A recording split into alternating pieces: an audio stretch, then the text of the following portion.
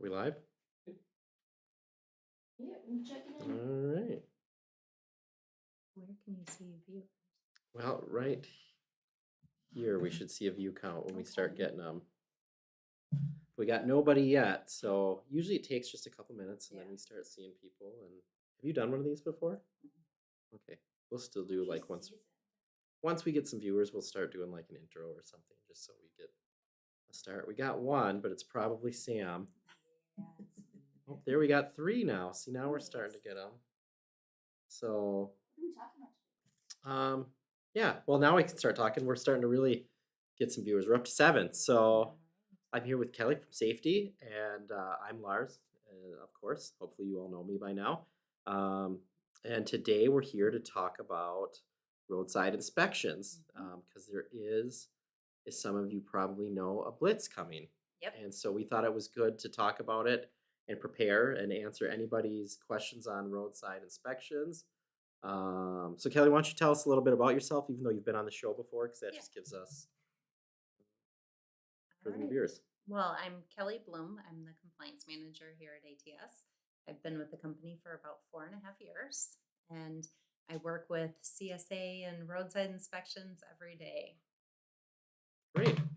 So I think we should just roll right into it while we keep gaining our audience. And at any time, if anybody has any questions, of course, just ask. They don't even necessarily have to be on topic. She knows a lot about all things safety. So I think if you fired any random safety question at her, we could test her knowledge and she should be able to help us out. Be nice. But yeah. So I think why don't we get started with just kind of a general here's the things you should have Mhm. for a DOT ready for a DOT inspection. Yep. So as you all know, it is inspection time right now. Road check started yesterday. It'll end tomorrow. Coming up though, there will be Brake Safety Week, and then there's also Operation Safe Driver Week. So there are a few big dates coming up, as well as what we have going on right now. So it's good to be prepared and ready for that roadside. So some of the things that you can do ahead of time to prepare: make sure you have your permit book in good condition, that you have all permits and everything that you have in there is up to date, not expired. You want to make sure that you have your CDL, obviously. It's a good idea to carry a copy of your medical card. Even though it's on your MVR, we do sometimes have officers ask for it. So it's a good idea to have that. Check the stickers on your truck also. Make sure that they're not expired, that you have everything that you should have. So when they're doing the initial walk around, you have everything and you're ready to go.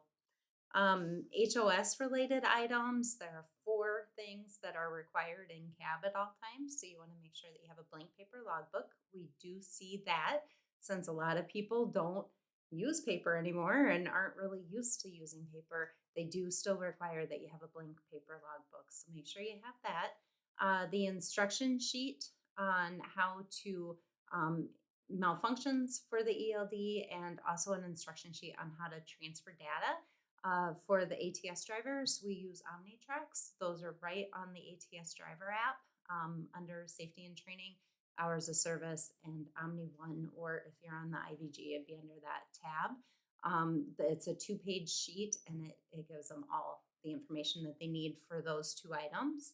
And then also the user manual. If you are on an Omni One, that also is on the driver app, same location as the quick reference card. If you are on the IVG, it's right on the tablet or right on the unit. It's just under driver training. So those are four items that are required, and we do see that being asked frequently. As well as with the quick reference card, it does have instructions on there on how to transfer your logs. They will normally ask you to transfer them. So make sure you're aware of how to do that. Sometimes they get a little frustrated if you aren't sure and have to look. So try to know how to do that ahead of time. Truck and trailers, make sure that your truck and trailer are do a good pre-trip. Make sure everything is safe and in good condition. If you see something wrong, get it taken care of. Oh, I hear somebody say talk louder. I'm sorry if you can't hear me. I'll try to talk a little bit louder. And I think we are testing out a new mic for the first time on YouTube, so we might also just need to figure out Get our a little mic settings a closer. little better. Hopefully, this is better. Make sure you're doing a thorough pre trip inspection each day, even if it's not road check or one of the other weeks that they're really checking. You do get stopped. So make sure that you're checking that truck and trailer over, get anything fixed that you need to. Lights, tires, brakes, and securement are big ones. So you want to make sure that all of those things are safe, operating properly, your securement's good and tight. Lights, anytime you stop and get out for a walk, check them out. Make sure everything's working before you take off. It doesn't just have to be at your pre-trip. You can do it throughout your day also. Um Well, one one oh, one go thing ahead. I was going to ask, what were the 2 weeks and this is going back a little ways, but what were the Mhm. 2 weeks you said that were coming up? It's Yep. So we have International Roadcheck right now. Started yesterday, it will end on Thursday.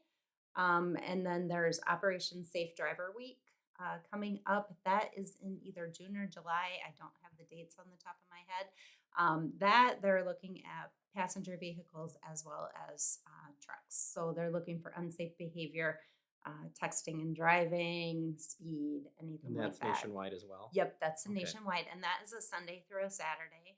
And then I believe it's in September, is Operation Break Check Week, or however they call it. I'm not exactly sure. That again is a Sunday through a Thursday or through a Saturday, where they will be looking at brakes specifically. I'm sure you know for Safe Driver Week or for the road check right now, they're looking at wheel ends. So it's very maintenance related, looking at the wheel ends. They'll be able to look at tires, brakes, but then they also look at your paperwork and your ELD. So make sure that you've got all of that taken care of. Um, any maintenance violation, if you do happen to get a maintenance violation, Tanya, the safety desk, asked me to remind everyone it is regulation that you turn all inspections in within 24 hours to us.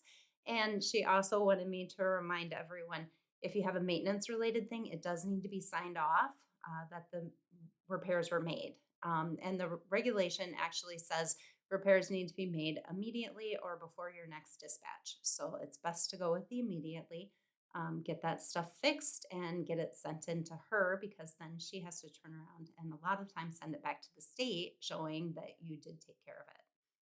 So just a little tip on that. And then each blitz is about a week usually, correct? Yep, this one road check is only 3 days. The others are weeks. They go Okay. for an entire week. And then individual states will do Mhm. blitzes at times as Yep, well. they will. A lot of times they're announced, but sometimes they just Sometimes kind of they're do them not. as well behind the scenes. Yep, sometimes we just hear about it, but yeah, usually, they are announced, but yeah, some states will do a speed check just out of the blue, Right. so yep. Yep. I saw just even on the news the other day that the stretch from of 94 between Mhm. the cities and actually here where our office is, they were doing speed checks just Yep. because of all the speeding in the construction. They put it in the paper, but I mean that's not a big announcement. Right, So, and I right. saw a lot of people pulled over. So, shows how many people even know what's Yep. going on. One thing I just thought would be fun in the comments since you mentioned paper logs is I would love to see from the drivers currently watching how many of you actually ran paper logs at one time.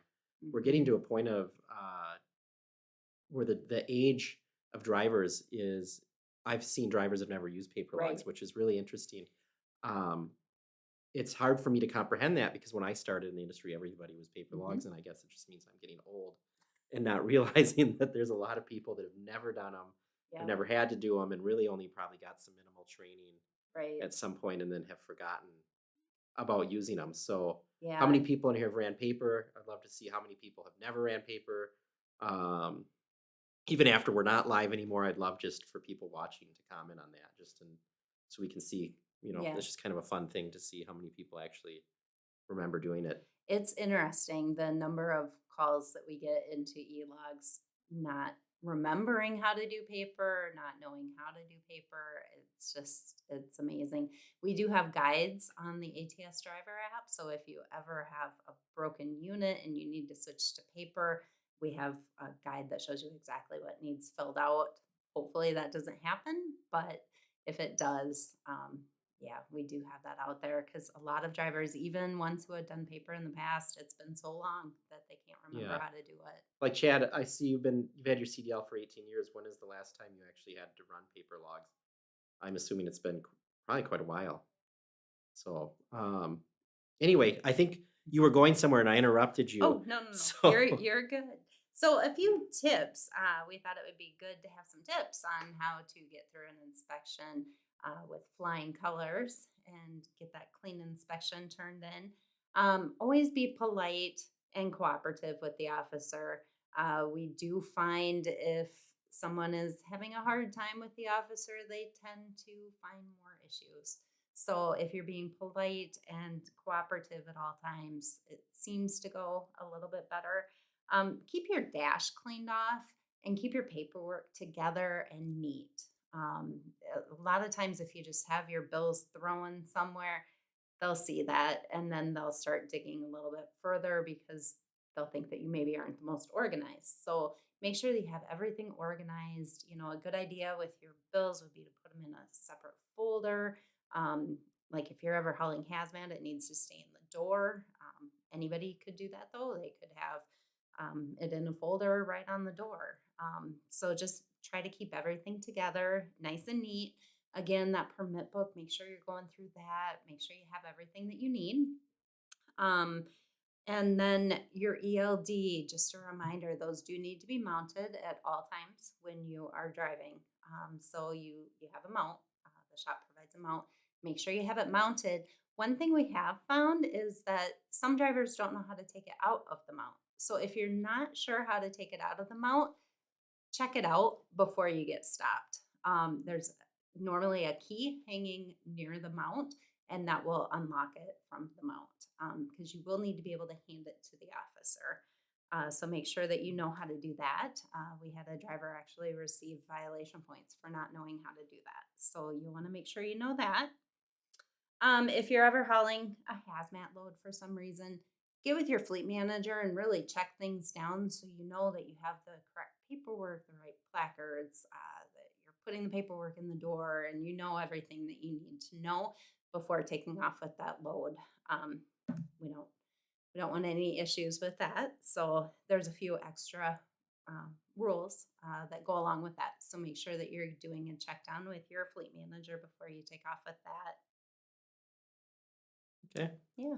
Um, I see some back and forth about our tire policy, and I don't know a lot about our tire policy. I know that when they get below legal, which I don't remember what is the exact tread depth. Do you I remember? don't know off the top of my head. But I know when they're below the legal tread depth, they get changed. I mean, I've seen it personally happen, and I haven't been here that long. Mhm. But I don't know our exact tire policy over the road. I can imagine um, our road service would say let one explode, though. That seems like it would just be a safety hazard. So Yeah. I can't argue about what did or didn't happen, but there's everyone chiming in to make sure I know the tread depth. Thanks, guys. um, but I know that we change them at that depth. So um, one thing you kind of touched on hazmat, and I know they Mhm. can be a little more scrutinous of hazmat Yes. drivers.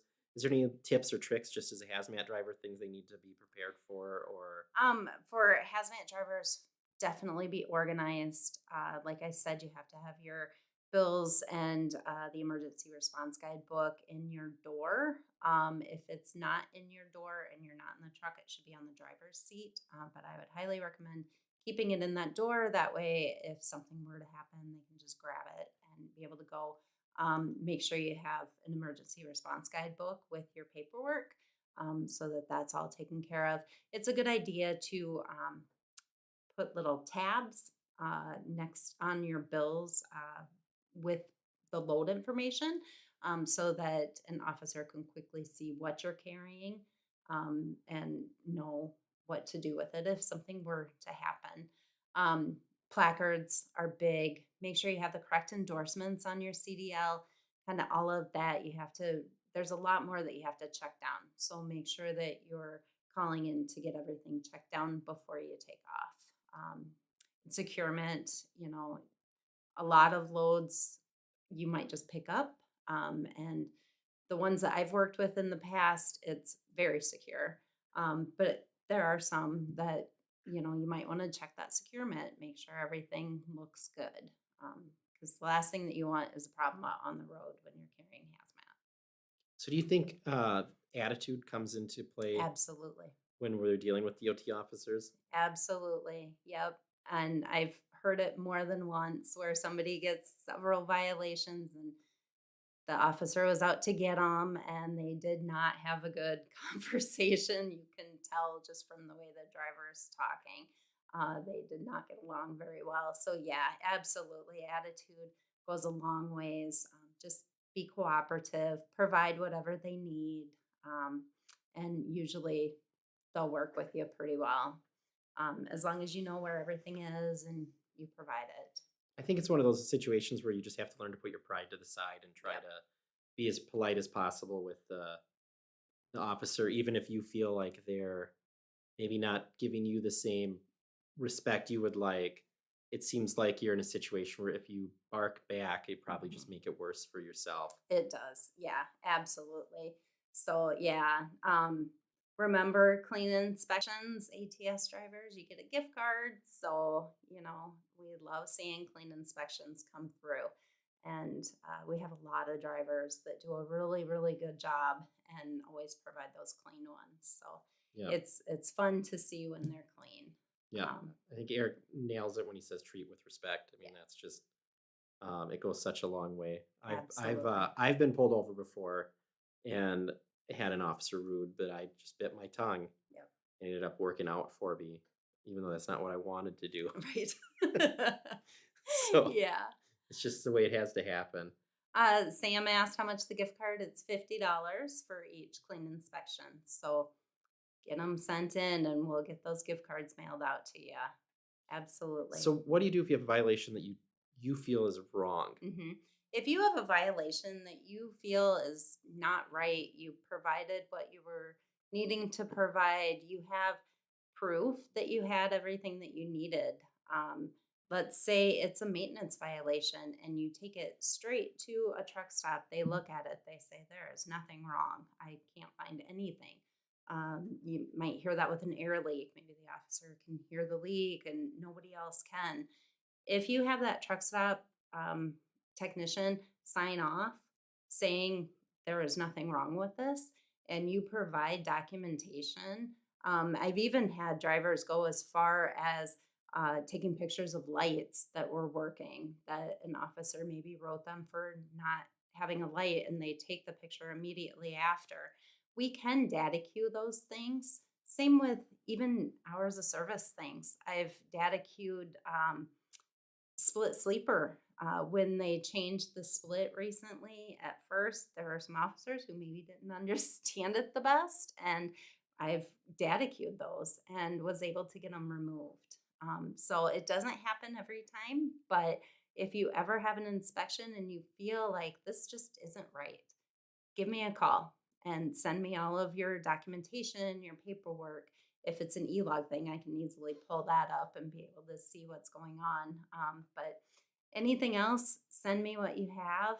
Give me a call. We'll talk about it and we'll get it data queued for you. When we do data queue something, it goes back to that officer or back to that department. And sometimes, yes, Chad, I will get to you in just a second on the split sleeper. Sometimes it goes back to the department, sometimes straight to the officer. It can take some time. So be patient. Sometimes they answer right away. Sometimes it takes them a little bit of time to look through everything. But it does work sometimes to be able to data queue that stuff if you feel that it is not correct. And do you ever have cases where we try to data queue and it works the opposite way? Yes, I actually did have one where a driver wanted something, it was maintenance related, data queued. I went ahead and data queued it for him, and the officer said, you're right. That is wrong. I'm going to change it to this code. And it actually had more points. So sometimes it fails, but sometimes it works really well. So if you're ever in that situation, give me a call into safety. They can transfer you to me. My name's Kelly. We can talk about it and see what we can do. And I'd love to hear in the comments about anybody that's had any interesting experiences like that during an inspection or had violations they've gotten overturned or just anything. Yeah. Um, but I guess we can or you can answer Chad's question. Yes, Chad, we have been asking for that split sleeper wheel pair button since we got our tablets. So a year and a half now, I've been kind of all over Omnitracks for that. They are working on it. It's supposed to be coming soon, but I don't have a date. As soon as we know that it's coming, I will most definitely let everybody know because everybody really wants that button. Splits are difficult and it makes it really hard when you have to manually figure it. For now, if you are doing a split and you're just not quite sure, call into ELogs. We can walk you through it. We can look at exactly what you've done, figure out how much time you have left. We get those calls daily, trying to figure out if I stop for this length of time, how much longer can I go? So we're used to those calls. So feel free to call into ELogs and we can walk you through it. And definitely we will let you know as soon as that little button comes back. Yeah, I'm assuming Robert's comment is on a similar because of that. Yep. Okay. Yep, and you don't have to call ELogs. If you know how to do them, go for it. You don't have to call. Once the split is completed properly, it will go back and void the violation. So, while you're driving, it's going to say that you're in violation, but you're manually keeping track of it. If you're stopped for an inspection, just tell them you're doing a split. They know how to figure them and it'll be just fine. But you don't have to let us know. It's good to let somebody know because we will get email notifications that you're driving over hours. Usually we can see why and we know it's a split and we don't bother you, but every once in a while, you might get a phone call saying, "Why are you still driving?" And all you have to let us know that you're just doing a split. Okay. And Yep. so Robert's saying it's never gone back. Does that mean It's supposed to after you've completed both periods. It should go back and recalculate your time. Just remember with the split though, it doesn't stop until you do a 10-hour break. So if you're doing it one day, you have your 2 hour, you have your 8 hour. It then goes back to the end of your two and continues on. So it doesn't end until you do a full 10-hour. So that may be what you're talking about because you won't get full hours back with just the two periods. You have to actually have the 10-hour to get the full break in. okay? Yep. And it gets confusing. So if you ever have questions, feel free to give us a call. Okay. Well, I think we kind of got through everything we had as talking points. I thought we'd get a little bit more questions or maybe even hostility towards DOT inspections than we did tonight. Well, we did Um, talk about being cooperative. yeah. So, Yeah. um, so I think if nobody has any more questions, we might just have to wrap up tonight. I mean, we're not that far off from a half hour, so we'll give everyone one last chance to ask questions. It doesn't even need to be about DOT breaks. Again, Kelly knows all things safety, or we'll say most things safety. To Most. be fair, Yeah.